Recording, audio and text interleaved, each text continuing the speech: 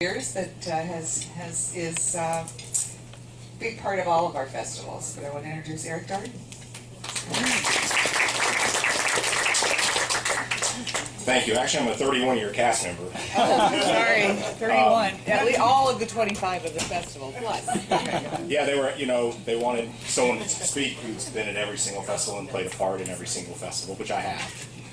The very first festival that we had in 1994, I was actually foreman of the topiary crew. So I was all excited about working on it, and then I realized that what that means is I managed to go 25 years without getting terminated, and I'm still here. But I did want to talk a little bit about those first festivals. How many remember that first festival? I know you do. How many of y'all know how it started? Because I have a little backstory, which I know you guys like sometimes.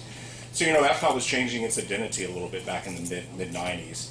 And there were some meetings taking place about different events that we could do to make it interesting. And a gentleman named Dick Nunes, who some of you may actually have interviewed in your past, he was told to pull a team together, and last minute, rather than just getting entertainment, food and beverage, and all the normal WDI, he included our director of horticulture, Katie Moss-Warner, and they were having brainstormings. And that one addition that he made back in 1993, if any of you knew Katie, she was and still is a dynamic lady. She was the one who came up with the idea, said, I think we can do this. And they decided, let's try a flower and garden festival. So those of us at the nursery, I realized I was still a gardener and hourly. They pulled us all into a conference room, and I was trying to remember and talking to some of my peers, was that in the fall of 93 or the winter of 94? And I'm sorry, no, we went back and forth. But regardless, pretty late in the game, they explained that we were going to do a flower and garden festival. We're like, okay, what does that mean? So basically, every single thing we can possibly make, we're going to throw every topiary we have, and we're going to decorate the park, and we're going to invite guests to come see plants. And we had no idea if it was going to work. I mean, I remember thinking, how is this going to look? How is this going to happen? And that opening day, any of y'all were here the opening day? Well, I was. And, it was a 38-day festival. It didn't open until the end of April, or mid-April, and it was over relatively quickly. We called it the Ultimate Spring Fantasy. We hardly had any topiaries. Front entrance, does anyone remember what front entrance that year? It's tough. Fantasia. That was almost the only set of topiaries we had. We had some Mickey and Minnie's, the 5-5, Fantasia, and that's what we threw out. And it was a success. They said, you're doing it again next year. Well, the next year, the following year, was the year we rolled out what I think is, to this day, one of our best sets of topiaries. That's when we rolled out the Lion King. And I think that was the beginning. It was the first time we started getting some emotion in the characters. You remember the early ones had the hair going up. Slowly we started improving. It was 38 days for 2 years. And then in 1996, two things happened in 1996. The Flower and Garden Festival went to 45 days. And the leadership at Epcot said, hey, this festival thing's a pretty good idea. Let's do one in the fall for food. Because that was the year that Food and Wine started. And of course, we're still proud in horticulture that we were the first, and now of course we have a whole general manager of festivals, and it's just become a thing that way more than we could ever imagine. But there is one thing I wanted to say that my team would be disappointed if I didn't, since we're talking about the past. And there's a lot of people in horticulture, by the way, who were here 25 years ago, but most of them would rather lace off and talk in public. So I'm the one who gets to do it, I should say. But we still are immensely proud at this festival, because we remember when we were just the guys in the background, and we were always proud of our work. But for the first time ever, Disney was inviting people to come into the park and say, hey, look what this team has done. And even after 25 years, there's still a lot of pride in our organization on that. And so one thing I would like to ask is, when you're in the gardens and you see one of our gardeners, thank them, because if you knew how hard these guys work, I'm in the office talking, walking the parks. The other one's out there now doing the hard work. So they are very proud of their work, and they do appreciate it when the guests say something to them. So have to give that to them at least. So several things happen along the way that we see now and we realize are like part of the festival, but people don't take the minute to realize how it happened. For instance, Purple Martins. I think y'all saw the Purple Martins this morning. Did y'all hear the backstory on that? The real backstory? That when we did in the year 2000, when we did our conservation garden, those boxes were put up as a prop. and we got birds, and we left them up. So we never intended to have purple markings. And I like to point to that date as the beginning that the Flower and Garden Festival started being what we like to think of as the Conservation Festival. One of the things we work really hard on is to make sure that all 4 of our festivals are differentiated. The food's different. The chefs do an incredible job of making sure the food is very different, has a different feel. We do that in other areas as well. And one of the things we've tried for years now is to make the Flower and Garden seem like the Conservation Festival. Because, we're talking about nature, we're talking about gardening, we're talking about the environment. And we just think that's a really important thing for us to talk about. Plus, we're gardeners, and we like talking about that kind of thing. So, that's a story that it's fun. It's a big part of our festival. Everyone knows about it. I don't think most people understand how it happened. And basically, it was luck. Kind of as was the food. In 2006, any of y'all remember when the Rainbow Garden was in Canada? We did it there 2 years in a row. And just to shake things up, we said, it's kind of boring. We're doing let's do an edible landscape. Everything else was the same, but instead of ornamental plants, we put in edibles. It just so happened that year we had a kids' activity in there, and we were counting the number of guests who came in the garden. Just adding edibles quadrupled the number of people in the garden. So that's when you've noticed over the years us having more and more edible plants. That's the reason it predates food in the festival by at least 5 years. And it's what got us in festival to start thinking about adding food. We've been talking about adding food and beverage probably since 2006, 2007. We love what we do and we're proud of it, but the fact of the matter is maybe 20% of Americans are serious gardeners. Everyone eats. And most gardeners love to grow food, and they love to show it because most of us like to eat as well. And we like to eat what we grow, and we like to teach other people to do that as well. So, that has a backstory too. It wasn't just like in 2012 we said, hey, what can we add to the festival? And that's food. We've been working and talking about that for years. So, the festival, as it went longer, we were 45 days for quite a while, and then in 2004, which by the way was my first year as managing the festival. I was put in this role in 2003 after the 2003 festival. It went to 52 days. Then it went to 60 days, and going to 60 days was a big deal because that was the first year that we had to plant 2 crops. Most of y'all know that almost every one of our beds we have to replace during the festival. Well, it was that year going into 2007 that we had to start doing that because we knew we couldn't keep one crop alive that long, and besides, it's 2 different weather conditions.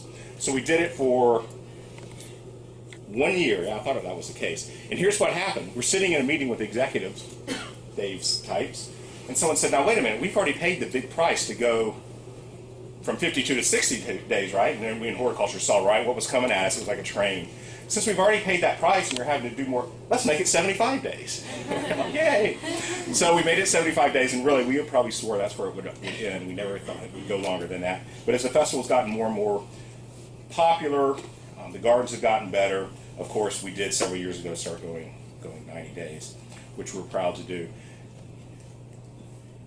One of the people often ask me, what's your favorite part of the garden? And there's, of the festival, there's a lot of things. My real favorite part, and this is something y'all will never see, but it's really the sense of teamwork that we have. The chef commented on it or alluded to it, that we do work together with Dave and their team, the operations. And that's what's fun about this event, because it's a whole diverse group of cast members that really take pride in their work. We push each other to do more. For instance, this year we were challenged to find an improved play area. We all loved what we'd done before with the playgrounds, and Dave had a part in this. How can we make this more family friendly? So we sat down and he says, all right, what are we doing now? What works? What can we do in the future? We went to other different gardens. There's some in Central Florida that inspired us. And we said, rather than having what we've had in the past several years where you have the play equipment, and the kids are playing on it, everyone having a great, and the parents by and large were around, and that's fine. No one complained about them. But we thought we could do better, and having Dave's position help make that happen challenged us to make it better, make it more family friendly. So when you go in the gardens now, except for the one play structure, what you see is you don't see the parents sitting around the edge and the kids playing. You see families participating together. And that's really what we were trying to do, because we've always felt that this should be a family friendly event. We've always wanted this to be the best time of the year to bring your child to Disney, to Epcot. I think it's always a family friendly park. But this really should, in my mind, be the best time to bring your child. And I think those gardens achieved their desired goal. when I went out there the opening day and I saw the parents, in the playground, and they're out in playing music instruments, and several times we've all seen someone teaching their kids how to play checkers. Then we know we achieved our goal. We've got kids, we're making family memories, which of course is what Walt Disney World's all about, right? And that kind of gets to the point, Dave pushed us to do more, to make it better. And that's kind of a history of Flower and Garden Festival. I always tell the last thing you want to do is walk with the horticulture leadership team on opening day of the festival, because you will be totally depressed when you get done with that walk, because we do nothing but pick it apart. We're not there to say how good we've done. We're there to say, wow, this could be much better. And that's kind of like the attitude that I think everyone, the chefs, when they walk their kitchens, they're not saying, oh, this is delicious, let's keep doing this. What they're saying is, what can we make better? And the perfect example is the shrimp and grits. It was really good. Did y'all have it today? How many thinks it's better than before? Yeah, it is, in my opinion. And I think you've seen that through the years of the festival. No area more than the topiaries. So some of y'all remember when we had the topiaries that were just green representations of the characters. I'll just say there was some significant leadership push to make them better. We had to start working with our character artists. If you look at the old pictures of the characters, they may or may not look like Mickey and Minnie, and we were told that's no longer acceptable. If you're going to do something that looks like Mickey or Minnie, it's going to have to look like Mickey or Minnie. So we started working with our character artists. So when you see our topiaries, you're not seeing just a horticulture work. What you're seeing is an individual piece of Disney artwork. Because to do that, we actually work with the same sculptor who makes all the Disney sculpts that you see everywhere.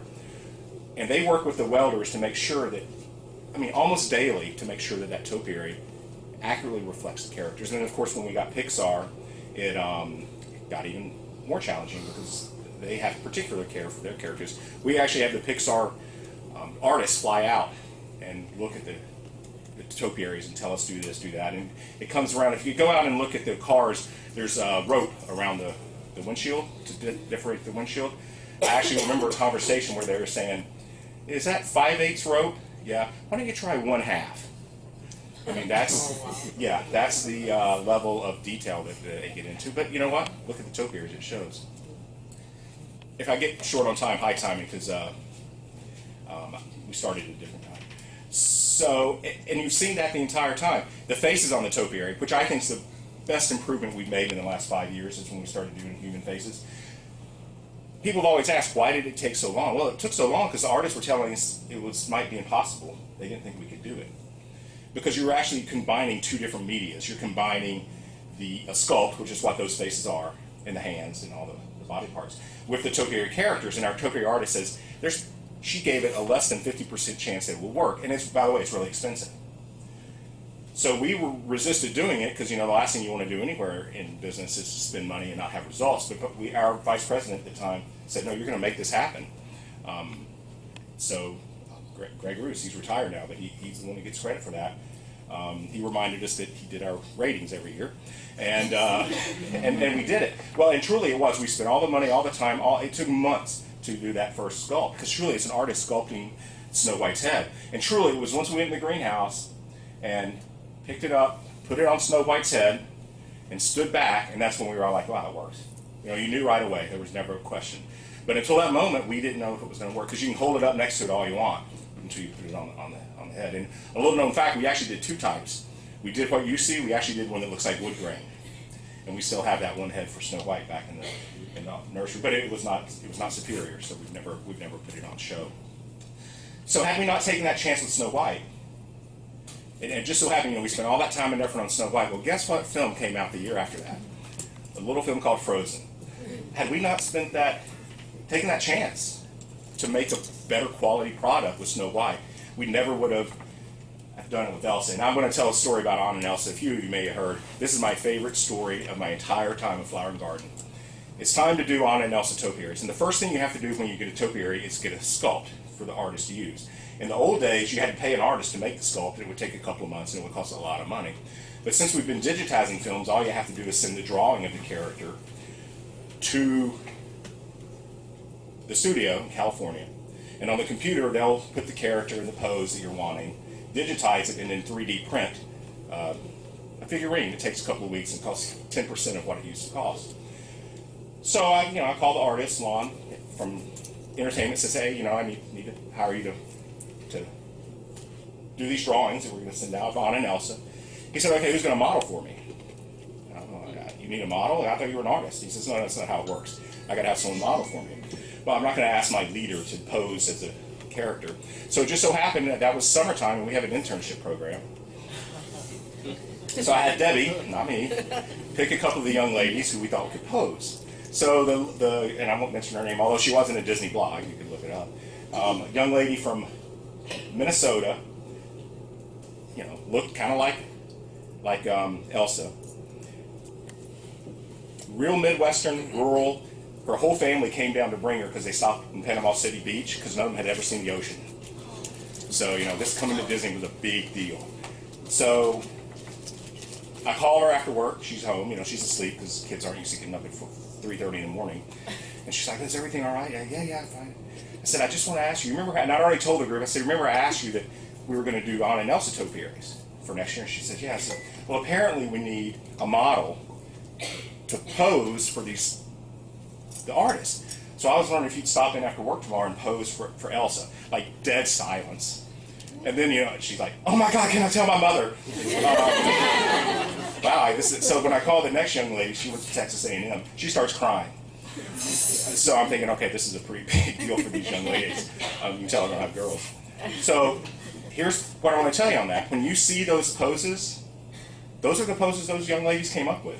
We didn't tell them do this pose. We said start doing poses, the artist told them. And when they got to a pose that he liked, he said, oh, I like that one. And then he would take pictures. So when you look at those characters, that truly was a couple of 19, 20, 21-year-old young ladies who came up with the pose, and that became the character. Received several months later, maybe a year, a handwritten letter from the young lady up north, and she says, for the rest of my life, so that is probably my favorite story. I mean, I've got a lot of them. Some of them I can't tell here. So anyway, I've been up here rambling for a long time. To take quick questions. I know y'all are going to be able to interview, but if you have any quick questions that brought up, I'm happy to answer them. Otherwise, I'll turn it over here because you're probably tired of hearing me. How many plantings now? Still 2 plantings. And I'm glad you brought that up because we say 2 plantings. I don't want you to get the idea that we're like, okay, this bed gets replanted on April 6th, this one gets planted on April, whatnot. That's not the way it works. The plants do it for you. They're going to be done when they're done. And quite frankly, this year we were really sweating it, no pun intended, in February. That heat really, it came close to messing us up. If it had lasted another week, we may have lost our violas, and I'm not sure our second crop would have been ready that early. So that heat breaking really was huge for us. But we're also having to replace them earlier than we expected. They still lived, it got cool, but that heat took a lot out of their lifespan, and we're already starting to replace them. Those managers you see out there, Patrick, Zuzak, some of y'all may have met these guys. They're really good at looking at the crop, and Patrick can tell you it's going to be done by Thursday. Go ahead and order the second crop in. And what happens is the nurseries actually hold our other flowers until we need them. So it's not a schedule. We just know that sometime between March and mid-April, we're going to replace a lot. And the dirty secret is we end up buying way more flowers than we think because, it's May 12th. That's just not looking good enough. It's still flowering garden. One of the things we feel strongly is the person coming the first day of the show shouldn't have any better show than the last day. So we're, the annual growers love us during the spring because we're always ordering, hey, what do you got? And a lot of times it's not like I want this flower. We're to the point of saying, what bedding plants do you have? I need 3,800 this morning. And then I know we're planting a lot of flowers. So I know that you asked a short question, I gave you a long answer, but that's the long and short. Anything else? So, I'll close with this. This festival has been going on for 25 years. But it's a new festival every single year. Next week, we have our first official planning meeting to start planning the 2019 Flower and Garden Festival. And we're going to start with a blank slate. So when you go out in the festival now, the play gardens are rethought every year. We don't, we tell stories here. So we don't say, well, we're going to do this, we always do this. We start every year. And that's why I think the festival gets better every year.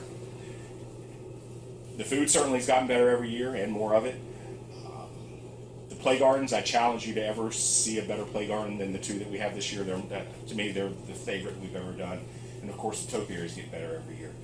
So you hear 25 years, but what I want you to know is the festival this year, in our mind, has to be better than last year, and the festival next year will be better than this festival. Because to us, 25 is just another number. What really matters is this year, February 28th, when that festival opened. So, any questions before I'm done? Yes, ma'am. What about the music? Whose idea was that, to have the bands, flower power music? I didn't talk about it because I don't know. Okay. And I can't remember. I don't think it was the very first year. I really think it was 96, but I could be wrong on that.